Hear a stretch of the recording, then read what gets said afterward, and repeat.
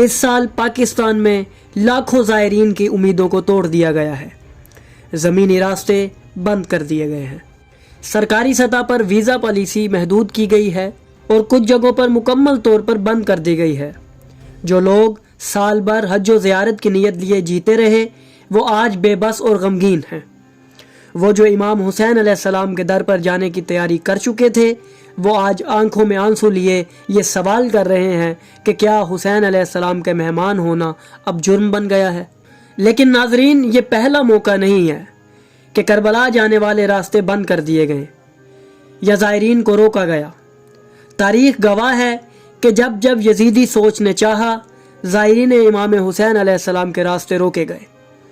अब्बासियों के दौर में, ख़ास तौर पर खलीफा मुतवक्कल के ज़माने में, इमाम हुसैन अलैहिस्सलाम की कब्र को मुनहदम कर दिया गया। उस पर पानी छुड़वाया गया ताकि निशान